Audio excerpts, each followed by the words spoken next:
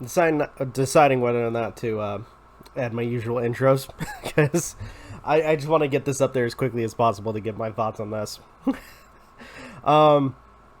So quick backstory.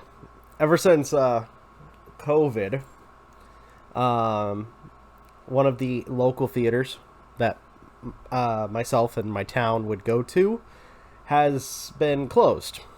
But lucky for us, it reopened recently. And one of the movies that came out, and I think if anything, I'm going to start a new segment, which is at the movies reviews, because that will be separate from like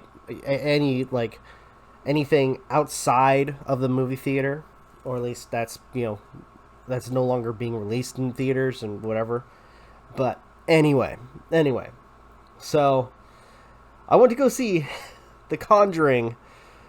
The Devil Made Me Do It, and it's based on, I guess, the Arnie case. By the way, two things. One, I love some of the advertisements lately where it says, "Don't watch this alone. Don't watch this alone." Sure enough, I went to watch this alone, and I wasn't fucking scared. Then again, it could be because I'm just fucking desensitized by so much freaking horror films nowadays. Oh my gosh.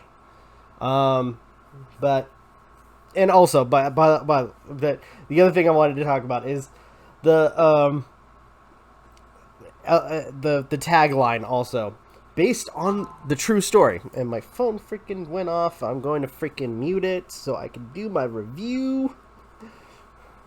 This is raw. This is just a raw review, but yeah, based on a true story. Yeah, but I kind of feel like it's over exaggerated to a massive degree. So, and I don't think I have any reviews for The Conjuring on my channel, and I'm kind of quickly. I'm like typing it in.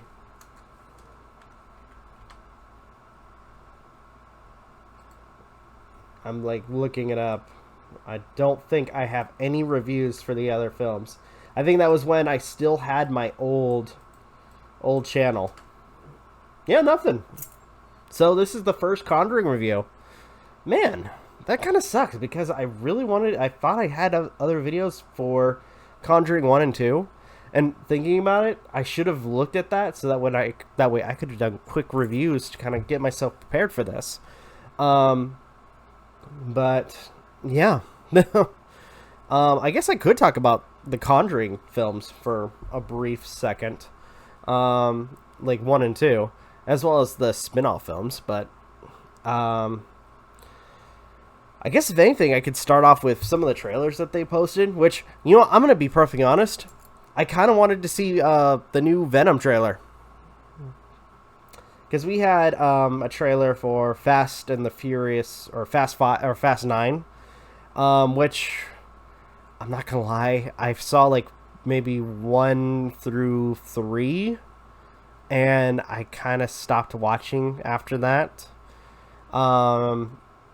So, it looks cool, but I wouldn't know what the fuck is going on with these characters.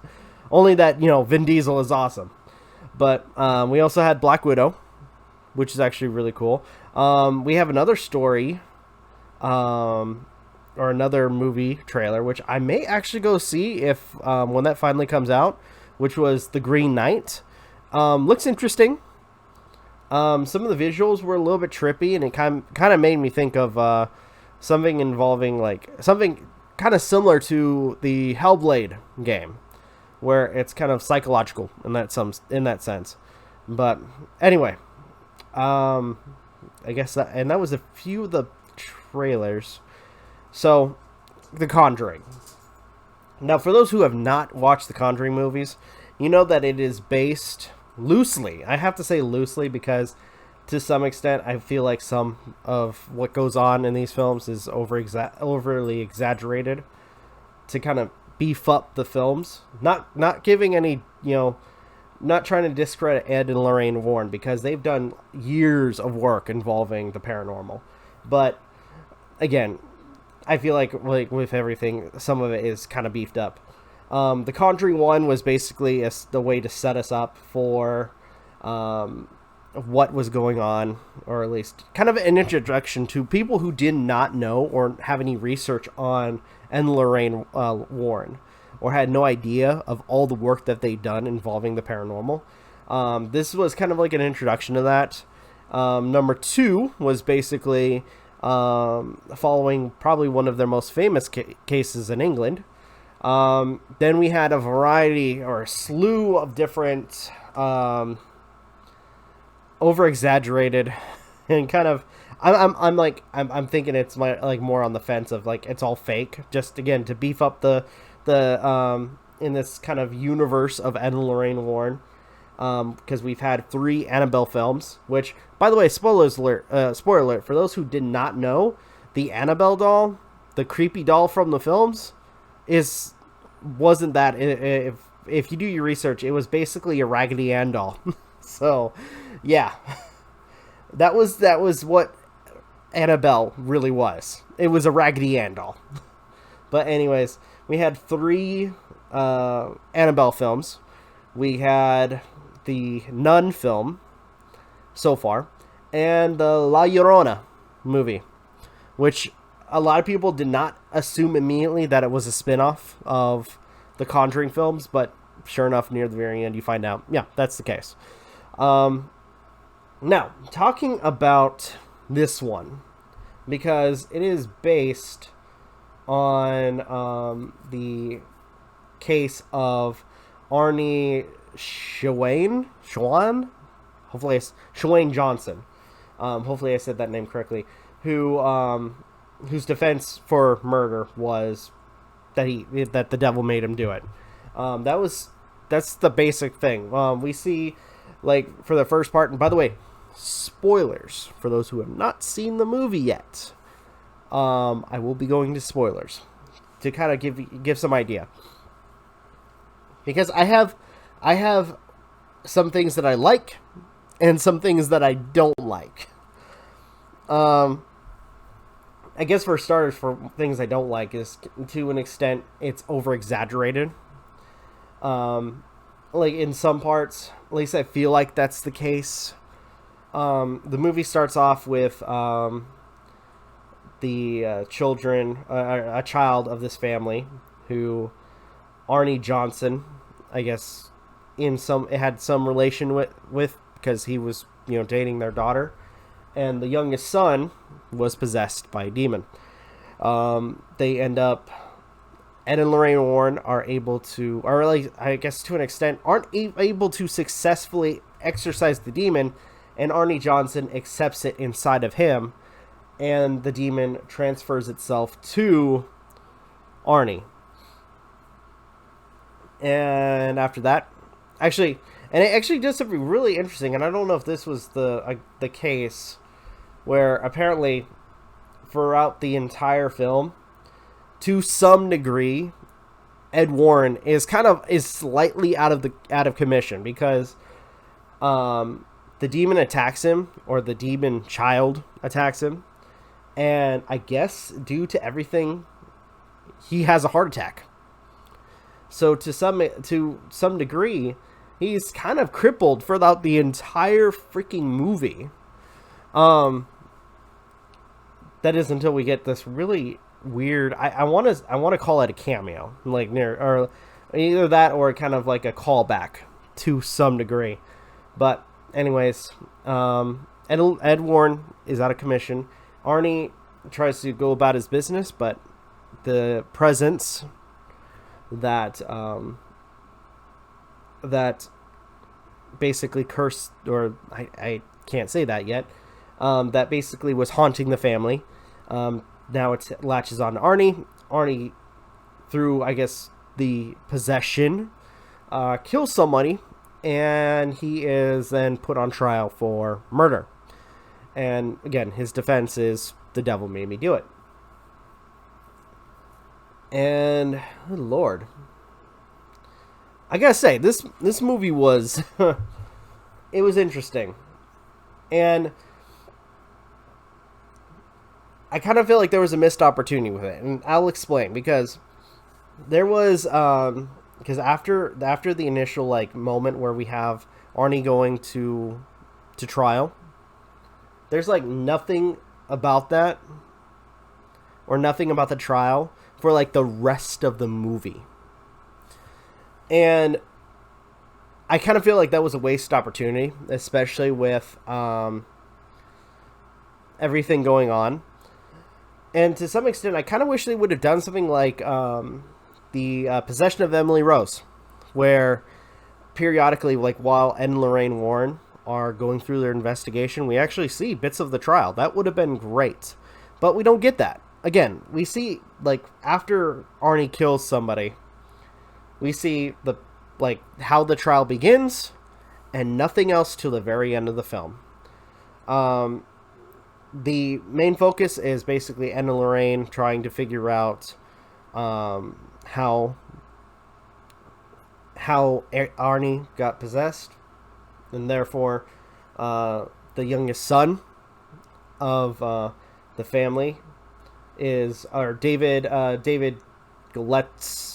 Glatzel. Hopefully I said that name correctly. David Glatzel. How he got possessed, and sure enough, it's uncovered that apparently it was cursed, and they find a satanic totem under the house, and they go further and further into their investigation, find out that there's been other cases where, or at least a more recent case where this is happened. One thing leads to another, and they end up finding out who did it, or at least to an extent who is doing it and why they're doing it. Turns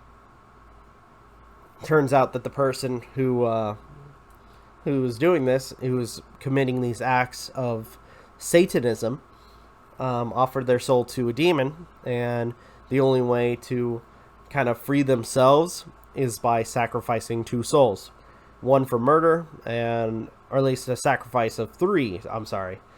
I guess technically it'd be 6 souls, because one murdered for each point of the ritual. One person has to die for murder. One person has to die through suicide. And to some degree, Arnie almost kills himself near the beginning of the video. And we have this really weird, by the way, while they're doing the investigation, which they have a really creepy scene with where they have to go to a funeral home to find the body of one of the victims, to hopefully find the connection between the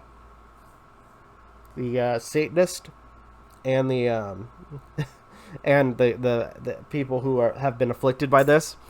And I'm just gonna say, like, some of the scares I kind of like as I'm watching in the theaters, and I don't want to shit on this movie too much because they try so hard to do really well, but there were a couple times where I'm like sitting in this movie like, okay, someone's gonna pop up. We had a moment where they're focusing on this like bloated corpse, and I'm like, okay, yeah, there's gonna be something happening with this corpse. Sure enough, that's what happens. The giant corpse gets up and then proceeds to try to run at Lorraine. And I guess to some degree they also try to increase the stakes when it's discovered that apparently Ed is also afflicted, and the Satanist placed a demon totem in their house. So, which I'm not gonna lie, I kind of feel like that might have been forced, like to raise the stakes a little bit to try to get them to, complete this whole thing a lot faster. I don't know. But either way, they end up I apologize for yawning. I just got out of the theater, so I'm trying to quickly do this. But anyway, so they basically through visions, which they do this really weird thing, by the way, because Lorraine is able to see and also feel and interact with the woman who is the Satanist, but I guess to some degree through some kind of like I'm calling some bullshit, because like, and this is why I say it's over exaggerated, because I feel like this is some Harry Potter Horcrux bullshit, where at some point Lorraine, who is the psychic, starts to see, or at least find out that the connection of her seeing what's going on happens both ways. Where apparently she can not only see, but fully interact with the individual who is the Satanist. Which, again, I saw it and I'm calling it some bullshit. There's no fucking way. But I guess if you're psychic, anything is possible. I'm still saying it. I kind of feel like it's over exaggerated on this, but yeah. So with some details from Lorraine's visions, they are able to uncover where the shrine that the sacrifices and the rituals are being taken. And apparently the only way to break the curse is by destroying the shrine. And sure enough, they're able to find it. Now, one thing I should mention that I totally forgot to talk about is they introduce this old priest who I think was John Noble? Yeah, John Noble. You guys might remember him from playing Guardians of Luna, Stream, Invasion, Call of Waiting, Nameless, Debris, The Boys. He played in Hunters, The Resident, Silencio, DC's Legends of Tomorrow, Sleepy Hollow as Henry Parrish, as well as playing as Dr. Jonathan Crane as Scarecrow in Arkham Knight, which, by the way, one of his best roles whatsoever. I'm not gonna lie, even though we don't get to see Scarecrow that much, that was probably one of his best roles. And with everything, he again, great actor, great freaking actor. But he plays a priest, because I don't want to forget about this. He apparently, kind of like Ed and Lorraine, was researching and collecting artifacts from the cultists or the Satanists. And they have, I'm not gonna lie, because I want to talk about this, because they had this really stupid line from, and you'd think that Ed and Lorraine would kind of be, or at least Lorraine, because she's the one that says it. Kind of says this stupid line like, "Why don't you just burn the artifacts?" And it's literally like word for word the same line that Ed Warren gave the reporter for like the first movie, which was basically it's like locking up a loaded gun.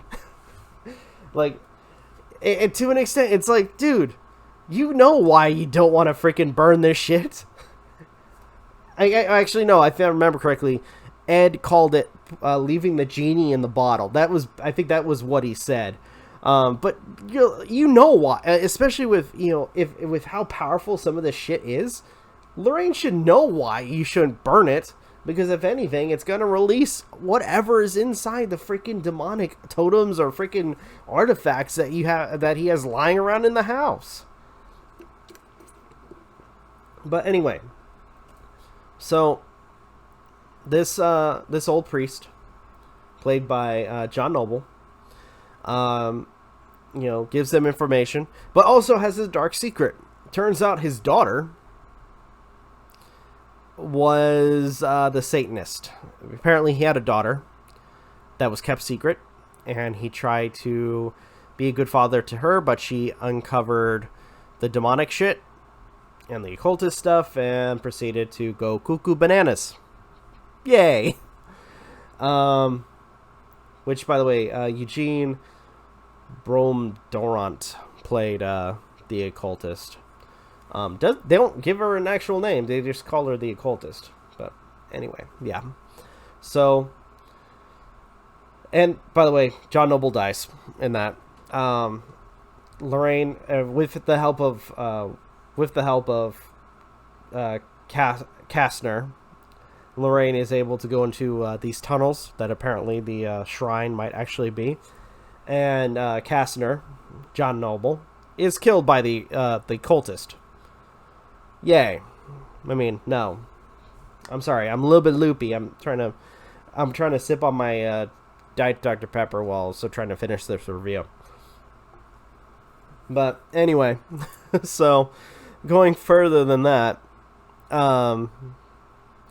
we have Lorraine trying to escape the cultist, and they do some more of that shenanigans with the our visions are connected, this and that, which I guess that proved useful to some extent, because Lorraine is when she's caught, like, kind of held down and basically about to get stabbed to death by the occultist, she uses her own vision, or at least the occultist's vision, to see a stone on the ground and proceeds to freaking bash the occultist in the face with the stone. Eventually, like, while Lorraine is trying to escape, Ed shows up, played by Patrick Willis. I think I should have said that at the beginning. But he gets possessed. And I'm not going to lie, when he starts limping around, because he's been using a cane, by the way, this entire movie. When he's limping around holding a sledgehammer, because he grabbed that to break a lock, I got freaking... I got... Oh, gosh, what's the movie? I got vibes from probably one of my favorite freaking horror movies. Oh gosh, and I can't remember the stupid movie. I'm too tired. Jack Nicholson was in it. Hold on, I'm looking this up again. I am so sorry. I'm quickly looking this up. The Shining. That freaking hell. I'm so stupid. As I'm looking it up, like, The Shining. Why didn't I think about that before? But yeah, The Shining. Where he goes crazy. He's limping around with the freaking the axe. When I saw Ed Warren in this, I'm just thinking, he's just saying, oh gosh, he was like, where he's like, come here, boy, come here, boy. Him holding the sledgehammer. I just like him going crazy, and then him collapsing and like giving like a like friggin' creepy face when he dies. I know I'm shitting on this movie, but there's a lot to talk about. But with the power of love, and I'm not fucking kidding, because Ed is chasing Lorraine. Aaron Johnson is who is possessed also at the same time, is basically trying to be held down. People are the girlfriend, who I think was Debbie, or the Debbie character, tries to hold him down because he tries to slice his throat with a piece of broken glass. And with the power of fucking love, I guess Lorraine is able to snap Ed out of his possession. And Ed proceeds to destroy the altar.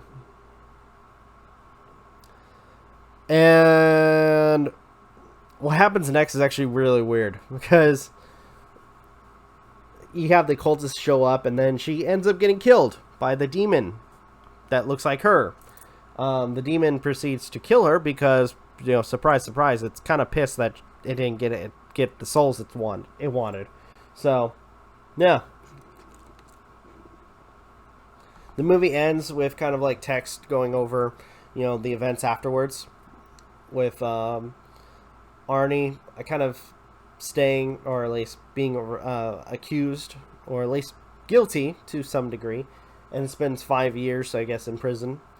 We see a scene where Ed is like briefly putting a new object in the demon lockbox, and the movie ends with, or at least when it goes to credits, has audio from some of the cases, or at least that particular case. So, yeah, there's a lot to talk about. And again, I didn't want to shit on this movie. I really didn't. But there are some things I kind of wish, especially with the whole court thing, because that was something that was kind of advertised, was that, what it seemed like it was going to be the main focus. And honestly, I feel like there was a missed opportunity with this film with that. Some of the visuals are nice, mostly when it comes down to the possession shit. I think the first act was kind of interesting. I think that's all I need to say. All in all, it's alright. It's an alright film. But anyhow, I think if anything, I'm gonna go ahead, keep trying to give it a rating anyway. I think I'm gonna go ahead and give The Conjuring, The Devil Made Me Do It, a 7 out of 10. I thought the movie was okay. I kind of feel like that there was some... it doesn't... I hate to gripe on it too much, but it is way over-exaggerated for something that claims itself to be a true story. And I feel like that there were some missed opportunities when it comes down to, the story being told, for that matter. But anyway, I think I got nothing else to say. Hopefully you guys enjoyed this video. If you guys can, please leave a like, comment, share, subscribe, all the good stuff. If you guys want to follow us on social media, links are in the description down below, as well as check out our daily content and the weekly podcast. With that being said, this is Novakast signing off. Have a good one, and take care. Peace.